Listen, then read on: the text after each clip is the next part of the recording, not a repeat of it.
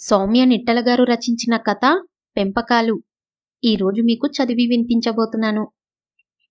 అమ్మా, నేను ఒక అమ్మాయిని ప్రేమించాను. ఆమెను పెళ్లి చేసుకుందాం అనుకుంటున్నా. కొడుకు కార్తీక్ ఆ మాట అన్నప్పటి నుంచి బ్రుకుటి వీడట్లేదు రాజేశ్వరికి. మనసంతా చిగగ్గా అయిపోయింది. కార్తీక్ ఇది గమనించి నవ్వుకున్నాడు. టిపికల్గా రియాక్ట్ అవుతుంది అమ్మ. ఏ అత్తకి కోడలంటే ఇష్టం ఉంటుంది? అమ్మాయి బాగుంటుంది చూడ్డానికి అని ఫోన్లో హరిత ఫోటో చూపించాడు కార్తీక్. మోకాల దాకా ఉన్న ఫార్మల్ స్కర్ట్, దానిమీద టాపు, జుట్టు విరబోసుకొని ఉంది. రాజేశ్వరి చూసింది. ఆమె మనసు ఇంకా కలత చెందటం మొదలుపెట్టింది. మా ఆఫీస్లో ఆమె అంటే చాలా క్రేజ్. చాలామంది ఆమె కోసం ట్రై చేశారు, కానీ నేనే గెలిచాను చివరికి. సంవత్సరం పట్టింది ఆమెని కన్విన్స్ చేయడానికి. మొత్తానికి ఒప్పుకుంది. నీ కొడుకు ఎంతైనా గ్రేట్ కదమ్మా అన్నాడు. రాజేశ్వరి ఏం మాట్లాడలేదు. మంచి ఫ్యామిలీ, తనని మాట్లాడమని చెప్పా. వాళ్ళింట్లో ఓకే. రాజేశ్వరి ముఖంలో ఏ మార్పు లేదు. ఇంత ప్లాన్గా ఉన్న తల్లి తనని చూసి గర్వంగా ఫీల్ అవ్వట్లేదు. అమ్మాయిని కన్విన్స్ చేయడం అయ్యింది. ఇప్పుడు అమ్మని ఒప్పించాలా? ఈ ఆడవాళ్లతో నాట్ ఈజీ బాబోయ్ అనుకున్నాడు. కార్తీక్, హరిత ఇద్దరూ ఎంబీఏ ఫైనల్స్ చేసి ప్రైవేట్ కంపెనీలో పనిచేస్తున్నారు. హరితతో తల్లి రియాక్షన్స్ గురించి మాట్లాడాలని పొద్దుట నుంచి ప్రయత్నిస్తున్నాడు కార్తీక్. కానీ ఆఫీస్లో హరిత మరీ సీనియర్. ఒకసారి పనిలో మునిగితే ఇంకా ఏం పట్టించుకోదు. ఇదే తనలో నచ్చదు కార్తీక్కి. పెళ్ళయ్యాక ఆడవాళ్ల ప్రాధాన్యాలు ఎలాగో మారుతాయి కదా, కొంచెం ఓపిక పట్టాలి అంతే. మొత్తానికి సాయంత్రం పని వేళలా ముగిసే టైంకి హరిత బయటకు వచ్చి తన కోసం ఎదురు చూస్తున్న కార్తీక్ని చూసి నవ్వింది. ఈ నవ్వుకే మేం సన్నిహితులమైపోయి ఎంతసేపైనా ఎదురు చూసేస్తాం. పిచ్చి మగవాళ్ళం. సరే కాని పద కాఫీ షాప్కి అన్నాడు బైక్ స్టార్ట్ చేస్తూ. లేదు, నేను బుక్ షాప్కి వెళ్ళాలి. నా రీసెర్చ్కి సంబంధించి కొన్ని బుక్స్ ఆర్డర్ చేశాను కదా మొన్న, అవి తెచ్చుకోవాలి. అబ్బా, నేను నీకు కొన్ని ముఖ్యమైన విషయాలు చెప్పాలని పొద్దున్నే చెప్పా కదా. ఆఫీస్లో మాట్లాడదామంటే తమరే అక్కడ స్టార్ ఎంప్లాయ్, మరి బయట మాట్లాడదామంటే పిహెచ్డి అని, రీసెర్చ్ అని గంటలు గంటల పుస్తకాల షాప్లో కూర్చుంటావు. నేనొక్కన్నే మన ఇద్దరి ఫ్యూచర్ గురించి వరి అవుతున్నట్లుంది. వెంటపడితే ఇలాగే అలసైపోతాం చిరాగ్గా అన్నాడు కార్తీక్. చివరి మాట బాగా తగిలింది హరితకి. అలా మాట్లాడకు కార్తీక్, నాకు చాలా బాధేస్తుంది. I'm very sorry. పద కాఫీ షాప్కే వెళ్దాం. బైక్ ఎక్కి కూర్చుంది హరిత. ఇంతకీ ఈ రాజేశ్వరి అంటే కార్తీక్ తల్లిగారి గురించి మీకు చెప్పలేదు కదూ. రాజేశ్వరి తన పేరు. రాజేశ్వరికి ఇంటర్ చదువుతుండగానే పెళ్ళైపోయింది. మంచి సంపద ఉన్న అబ్బాయిని చూసి పెళ్లి చేసేశారు తల్లిదండ్రులు. రాజేశ్వరికి ఒక్కగానొక సంతానం కార్తీక్. 5 ఏళ్ల క్రితం కార్తీక్ ఇంకా చదువుకుంటుండగా గుండెపోటుతో భర్త చనిపోయాడు. రాజేశ్వరి డబ్బుకి లోటు చెయ్యకపోవడంతో కార్తీక్ చదువుకి ఆటంకం రాలేదు. చూస్తుండగానే చదువు పూర్తి చేసుకొని మంచి ఉద్యోగం సంపాదించుకున్నాడు కార్తీక్. కొడుకు పెళ్లి బాధ్యత రాజేశ్వరికి లేక కాదు, కానీ మనస్ఫూర్తిగా కార్తీక్కి పెళ్లి సంబంధాలు చూడలేకపోయింది రాజేశ్వరి. ఏవో ఆలోచనలు ఆమెని వెనక్కి లాగేసేవి. తను ఆలోచిస్తుంది, నిజమా సబబా తెలియదు తనకు. ఇంతలో కార్తీక్ ఒక అమ్మాయిని ప్రేమించా అని చెప్పడంతో రాజేశ్వరిలో కలకలం రేగింది. ఆ అమ్మాయి ఫోటో చూసి తనలో ఆలోచనల చిరుజల్లు తుపానులుగా మారడం ప్రారంభించింది. ఆ తుపాను హోరులో తనకి వినిపించిన ఒకే మాట, ఈ పెళ్లి జరగనివ్వకు అని. ఆడవాళ్లు ఫెమినిజం, ఫెమినిజం అని ఎంత నినాదాలు చేసినా అత్త అత్తే కదా అనిపించింది నిన్న అమ్మ వైఖరి చూస్తే. తను ఆర్డర్ చేసుకున్న మైకా సిప్ చేస్తూ అన్నాడు కార్తీక్. కార్తీక్ తల్లికి తాను ఎందుకు నచ్చలేదో ఆలోచిస్తుంది హరిత. అందంలో, సంపదనలోనూ కార్తీక్కి సరిజోడి అనే కాన్ఫిడెన్స్ ఉంది తనకి. కానీ ఆ ఆత్మవిశ్వాసానికి ఇప్పుడు దెబ్బ తగిలినట్టు అనిపిస్తుంది. ఇంతలో హరిత ఆర్డర్ చేసిన ఎస్ప్రెసో వచ్చింది. అబ్బా! ఆ ఎస్ప్రెసో ఎలా తాగుతావు అసలు? చేదుగా ఉండదు? నువ్వు కూడా మొకకి వచ్చేయ్ అని ఎన్నిసార్లు చెప్పాను? ఒక్కసారి ఊహించు. పెళ్ళయ్యాక నేను పొద్దున్నే ఆఫీస్‌కి తయారై ఇద్దరం మొక తాగుతూ ఉంటే ఈ సీన్ ఎంత బాగుంటుంది? ఒకళ్ళు మోకా, ఇంకొకళ్ళు ఎస్ప్రెసో. తాగితే మ్యాచ్ అవ్వదు హరిత. నాకు డార్క్ కాఫీ టేస్ట్ ఇష్టం కార్తీక్. అయినా నువ్వొక్కడివే ఎందుకు తయారవుతావు ఆఫీస్‌కి? అది కాక భార్యాభర్తలంటే ప్రతి ఒక్కటి మ్యాచ్ అవ్వక్కర్లేదనుకుంటా. కార్తీక్‌కి ఆ మాట నచ్చలేదు. ఇంతకీ నా ఫోటో చూపిస్తే ఆంటీ ఏం మాట్లాడలేదా? నా గురించి ఏమీ అడగలేదా? ఆంటీకి ఏ ఫోటో చూపించావు? అనేసరికి కార్తీక్ స్క్రీన్ అన్లాక్ చేసి రాజేశ్వరికి చూపించిన ఫోటో చూపించాడు. బాగానే ఉన్నానే ఇందులో. కార్తీక్‌కి ఏదో తట్టింది. మోడర్న్ డ్రెస్‌లో ఫోటో చూపించకుండా ఉండాల్సిందేమో హరిత. పొరపాటు చేశాను. చీరలోనూ, చుడిదార్‌లోనూ ఉన్న ఫోటో చూపించాల్సింది. మీ అమ్మగారు పాత పద్ధతుల మనిషా? ఎవరికి తెలుసు ఆవిడ ఏ టైపో? నేను గెస్ చేస్తున్నా అంతే. అసలు ఎక్కువ మాట్లాడితే నాకు ఆవిడ పర్మిషన్ ఏమీ అక్కర్లేదు. ఇద్దరం ఇష్టపడ్డాం. ఉద్యోగాలు చేసుకుంటున్నాం. భవిష్యత్తు మనది. ఏదో నాన్న కూడా లేరు అని గౌరవం ఇచ్చి చెప్పాను కానీ ఆవిడ అభిప్రాయానికి అంత విలువేమీ ఇవ్వక్కర్లేదు. హరితకి ఇది కరెక్ట్ అనిపించలేదు. నా పేరెంట్స్‌కి నచ్చకుండా నేను ఏది చేసినా నాకు తృప్తిగా ఉండదు కార్తీక్. పెళ్ళయ్యాక ఆంటీ కూడా నాకు పేరెంట్ కదా! అలాంటిది ఆవిడకి నచ్చకుండా ఎలా ఇంత పెద్ద నిర్ణయం తీసుకోగలము చెప్పు? కార్తీక్‌కి హరిత మాటలు చికాగ్గా అనిపించాయి. ఆవిడ ఒప్పుకోదు. ఈవిడ వదలదు. ఈ ఆడవాళ్ళతో ఈజీ కాదురా బాబోయ్! మళ్ళీ అనిపించింది కార్తీక్‌కి. నేను చెప్పాల్సింది చెప్పాను. నీకు ఆవిడంటే అంత గౌరవముంటే నువ్వే నీ పీహెచ్‌డీ తెలివితేటలు ఉపయోగించి అవన్నీ ఒప్పించుకో. అయినా రేపు కలిసి ఉండాల్సింది మీ ఇద్దరే కదా! హరితకి సవాళ్లను ఎదుర్కోవడం అలవాటే కదా! ఏం చెయ్యాలో ప్లాన్ చేసుకోవడం మొదలుపెట్టింది. తయారై రావడం పూర్తయ్యాక ఒకసారి అద్దంలో చూసుకుంది హరిత. ఆంటీకి ఇష్టమైన రంగు అడిగితే తెలియదన్నాడు. తన దగ్గర ఉన్న మంచి చీరల్లో ఒకటి ఎంచుకుంది. డీప్ నెక్, బ్రాడ్ నెక్ కాకుండా సంసారపక్షంగా ఉండే బోట్ నెక్ బ్లౌజు, జుట్టు విరబోసుకోకుండా జడ వేసుకుంది. మెడ, చేతులు బోసిగా ఉండకుండా గొలుసు, గాజులు, చెవికి జుకాలు అన్నీ బంగారివి పెట్టుకుంది.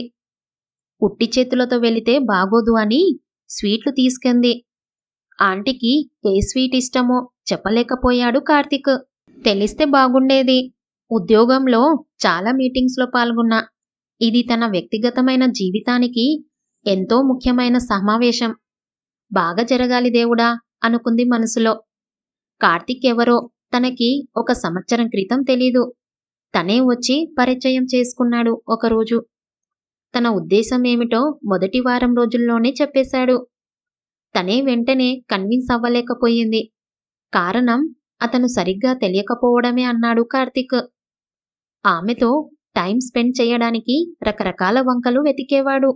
అతను ఆమెకు ఇచ్చే అటెన్షన్ నచ్చడం మొదలయ్యింది హరితకి. చుట్టూ ఉన్నవాళ్ళు కూడా నువ్వు చాలా లక్కీవే, నీ వెంట పడేవాడు దొరికాడు అంటూ ఉండేవారు. ఆఫీస్లో అందరికీ తెలుసు కార్తీక్‌కి తన అంటే ఇష్టమని. చూస్తుండగానే తను కూడా ఇష్టపడటం మొదలుపెట్టింది. అతను రాని రోజు మిస్ అవుతూ ఉండేది. అదే ప్రేమ అన్నాడు కార్తీక్. అతని కళ్ళల్లో ఆనందం చూసి అదే ప్రేమ అనిపించింది హరితకి కూడా. హరిత తన తల్లిదండ్రులకు కార్తీక్ గురించి చెప్పింది. యాదృచ్ఛికంగా తన తండ్రికి కార్తీక్ తండ్రితో పరిచయం ఉండేదని తెలిసింది. మంచి కుటుంబం, సంపన్న కుటుంబం. ఇంకా చెప్పటానికి అభ్యంతరాలేముంటాయి?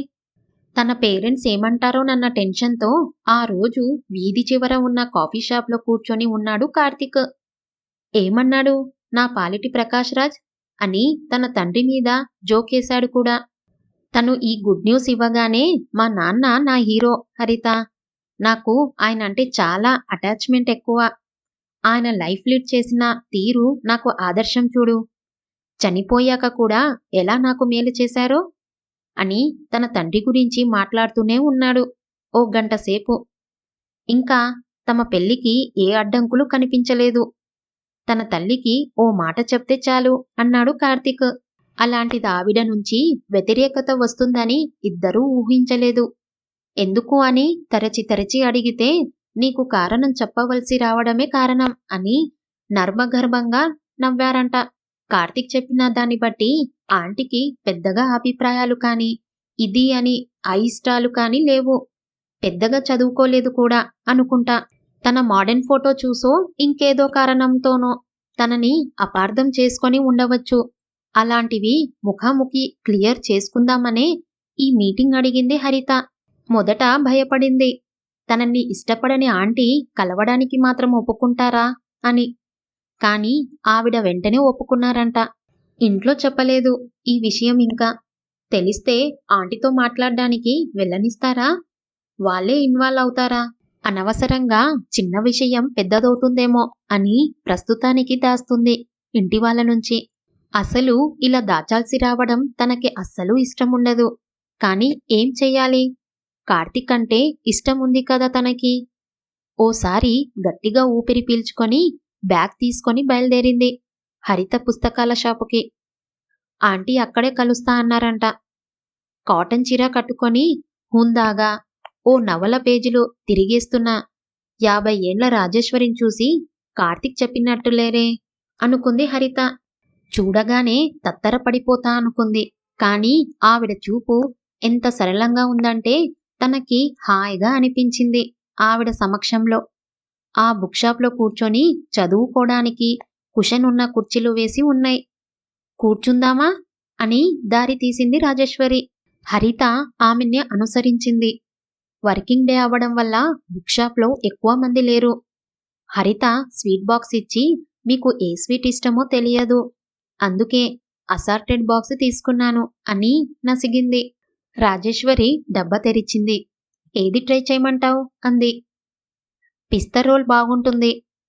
రాజేశ్వరి పిస్తా రోల్ 2 ముక్కలు చేసి ఒకటి హరితకిచ్చి రెండోది నోట్లో వేసుకుంది. రాజేశ్వరి మంచి చాయిస్, నీ టేస్ట్ బావుంది. హరితకి రిలీఫ్ అనిపించింది. స్వీట్స్లో ఇంత బాగున్నా నీ టేస్ట్ జీవిత భాగస్వామి విషయంలో బాలేదే మరి? కూల్గా అడిగింది రాజేశ్వరి. హరిత అస్సలు ఊహించని ప్రశ్న ఇది. చదువుకున్నావు, సంపాదించుకుంటున్నావు, పీహెచ్డీ చెయ్యాలన్న ఉన్నతమైన ఆశయాలు ఉన్నాయి. పెద్దవాళ్ల అంగీకారంతోనే అడుగు ముందుకు వేయాలనే విలువలు ఉన్నాయి.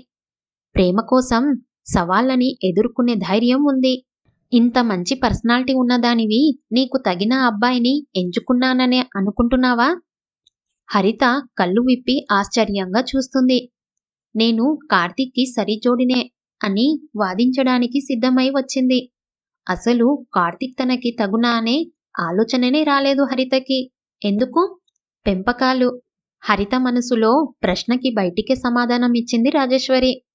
అమ్మాయిలని ఆత్మగౌరవం, ఆత్మవిశ్వాసాలతో, అబ్బాయిలని స్త్రీల పట్ల అవగాహనలతో పెంచకపోవడం మా తరం చేస్తున్న తప్పు హరిత.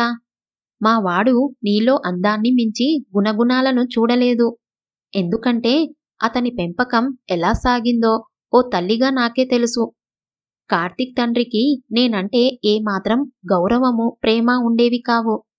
ఆడవారి పట్ల చులకన, అగౌరవమున్న వాతావరణంలో పెరిగాడు కార్తీక్.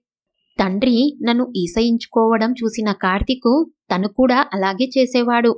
అతని మాటల్లో ఇప్పటికీ ప్రతి రెండో మాట అలాగే వస్తుంది. గమనించావా? రాజేశ్వరి చెప్తున్న మాటలకి రుజువులు వెంటనే తట్టాయి హరితకి. తల్లికి ఏమిష్టమో తెలియని తనము. ఇంత వివేకమున్న స్త్రీని ఏ అభిప్రాయం లేని వ్యక్తిగా చిత్రీకరించిన తీరు, అత్తకోడల గొడవల పేరుతో ఫెమినిజాన్ని కించపరుస్తూ మాట్లాడటము, తన తండ్రి మీద జోకులు, ఇవన్నీ మనసులో మొదలుతున్నాయి హరితకి. కార్తీక్ సాడిస్టు, సైకో కాదు. కానీ ఓ ఆరోగ్యకరమైన దాంపత్యాన్ని నెరవేర్చటానికి కావలసిన లక్షణాలు లేవు. దాంపత్యం అంటే భార్యాభర్త ఓ సమస్య వస్తే కలిసి పరిష్కరించుకోవడం, ఒక టీంగా ఉండటం. మా వాడికి ఇది చేతనవ్వను అని చెప్పగలవా? హరితకి చాలాసార్లు వివేకం నోరు నొక్కేసింది. అలా లేకపోతే కార్తీక్‌తో అన్యోన్యంగా ఉండలేమని. ఆ వివేకం ఇప్పుడు రాజేశ్వరి మాటలకి స్పందిస్తుంది. అతనే వెంటపడ్డాడు. అయినా తన తల్లిదండ్రులతో మాట్లాడవలసి వచ్చినప్పుడు అతను లేడు. అతని తల్లి సమస్యని కూడా తన సమస్య చేశాడు తప్ప కలిసి మాట్లాడుకుందాం అనలేదు. ఒక ఆరోగ్యకరమైన దాంపత్యం కావాలంటే ఒకరి పట్ల ఒకరికి గౌరవం ఉండాలి. ఎవరి వ్యక్తిత్వం వారికుండాలి. వాటికి నీ భాగస్వామి స్పేస్ ఇవ్వాలి. కార్తీక్ నీ అభిరుచుల ఆశయాలు, అలవాట్లని గౌరవిస్తాడు అని నమ్మకంగా చెప్పగలవా? హరిత మనసుకి జవాబు తెలుసు. ఏ రోజు తన రీసెర్చ్ ఏ విషయంలో అని తెలుసుకోవాలనుకోలేదు. అదే రంగంలో ఉంటూ కూడా పీహెచ్డీ తెలివితేటలు అంటూ తన ప్రజ్ఞాన్ని అవమానించడం ఎన్నిసార్లు భరించలేదు తను. చివరికి తనకిష్టమైన కాఫీ తాగినప్పుడు గిల్టీ ఫీల్ అయ్యేది. తను ఫీల్ అయ్యేదా? అతను ఫీల్ అయ్యేలా చేసేవాడా? సంవత్సరం వెంటపడి అతను నీకు ఇచ్చిన అటెన్షన్ని ప్రేమ అనుకుంటున్నావు నువ్వు. ఆఫీస్లో అందరూ కోరుకున్న అమ్మాయిని తాను దక్కించుకోవడమే ప్రేమ అనుకుంటున్నాడు కార్తీక్. ఇది ప్రేమేనా? మీ ఇద్దరి భవిష్యత్తు నిలబెట్టడానికి ఈ పునాది సరిపోతుందా? తన ప్రేమ సినిమాలో చూపించిన ప్రేమలాగే ఉందని థ్రిల్‌గా ఫీల్ అయ్యింది కానీ అది నిజమైన ప్రేమేనా అని ఎప్పుడూ ప్రశ్నించుకోలేదు హరిత. ఎందుకో తన ప్రేమ కోసం ఆవిడతో వాదించాలి అనిపించట్లేదు హరితకి. తనలో తానే చెప్పుకోలేని సంకోచాల్ని, సంశయాల్ని రాజేశ్వరి బయట పెడుతుందని మాత్రం తెలుస్తుంది. నీ సహనానికి, అతని అవగాహన లోపానికి ఘర్షణ జరుగుతూనే ఉంటుంది. మీకు పుట్టబోయే పిల్లలకి కూడా ఈ వాతావరణం సరికాదు. ఈ తరం అమ్మాయిగా నువ్వు ఈ బంధానికి స్వస్తి చెప్పి విడాకులు తీసుకోవచ్చు లేదా నాలాగా భరిస్తూ ఉండిపోవచ్చు. ఏదైనా ఇద్దరూ ఆనందంగా ఉండలేరు. అలా కాకూడదనే నా తాపత్రయం. మీరు నడుస్తున్న బాట ఏ తీరానికి చేరుస్తుందో తెలిసి చెప్పకపోతే తప్పు నాదవుతుంది. నాకు మగపిల్లవాడు పుట్టాడు అని తెలియగానే నేను ఎన్నో కలలు కన్నాను. వాణ్ణి ఆదర్శవంతుడైన పురుషుడిగా తీర్చిదిద్దాలని. నాకొచ్చే కోడలు నాలాగా కష్టపడకూడదని. ఇంట్లో పరిస్థితుల వల్ల కుదరలేదు. నేనే ధైర్యంగా నిలబడలేదేమో. ఆయన పోయాక కార్తీక్‌కి ఎంతో దగ్గరవుదామని ప్రయత్నించాను. ఏ పుస్తకాలు చదివితే అతని భావాలు మెరుగవుతాయో, వ్యక్తిత్వం వికసిస్తుందో అలాంటివి చదివించాలని చూశాను. దానివల్ల మా దూరాలు పెరిగాయే కానీ తగ్గలేదు. కార్తీక్ స్వయంగా అనుకున్నదే మారాడు. ఇలాగే పెళ్లి చేసుకుంటే ఓ భర్తగా ఫెయిల్ అవుతాడు. అందుకే ఈ పెళ్లి జరగనివ్వకూడదు అనుకున్నాను. జీవితంలో నేను దృఢంగా తీసుకోగలిగిన నిర్ణయం ఇదొక్కటే అంటే నమ్ముతావా? ఇంకా రాజేశ్వరి చెప్పడానికి ఏమీ మిగల్లేదు. హరిత ఆలోచించుకోవడానికే చాలా ఉంది. ఇద్దరూ ఆ మౌనంలో అలాగే కూర్చుండిపోయారు. వీరికి కొద్ది దూరంలో కూర్చొని ఈ సంభాషణని అశాంతం విన్న కార్తీక్‌కి మొదటిసారి అద్దం మీద దుమ్ము తుడిచి తన ప్రతిబింబం చూపించినట్టయింది. నిజానికి తనకి తల్లి మీద కోపం రావాలి. కానీ అమ్మ చెప్పిన విషయాలు అన్నీ నిజాలు. అది తన అంతరాత్మకి తెలుసు. హరిత మీద అంతరాంతరాల్లో ఉన్న ప్రొఫెషనల్ జెలసీని జోకుల రూపంలో తీర్చుకున్నాడు తను. హరిత స్ట్రాంగ్ వుమెన్ అని తెలిసి తన వంతు బాధ్యతల్ని కూడా ఆమె మీద వేశాడు. ప్రేమించిన పాపానికి ఆమె పల్లెత్తు మాట అనలేదు తనని. అమ్మ మాత్రం తక్కువ. ఇన్నేళ్లు మౌనంగానే భరించాలా? తన లోపాన్ని ఒప్పుకోకుండా ఇలాగే ఉంటే అమ్మ చెప్పినట్టే హరిత తనని వదిలి వెళ్ళిపోతుంది. నాన్నలాగే అమ్మని బాధపెట్టిన వాడవుతాను కూడా.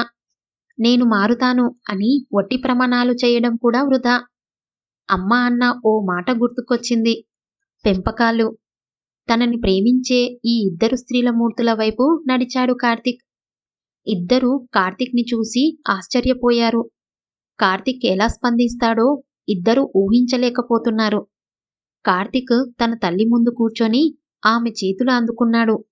అతని కళ్ళల్లో ప్రేమ, గౌరవం, అపరాధ భావన అన్నీ కనిపించాయి రాజేశ్వరికి. ఆమె కళ్ళు చెమర్చాయి. అమ్మా, నన్ను ఈసారి నీ ఆశయాలతో పెంచుతావా? కొడుకుని మొదటిసారి ఎత్తుకున్నప్పుడు కలిగిన భావన కలిగింది మళ్ళీ రాజేశ్వరికి. ఎన్నో ఏండ్ల రాజేశ్వరి ఆవేదనని, కార్తీక్తో భవిష్యత్తు ఏంటో అన్న హరిత ఆందోళనని ఈ ఒక్క ప్రశ్నతో తీసేశాడు కార్తీక్.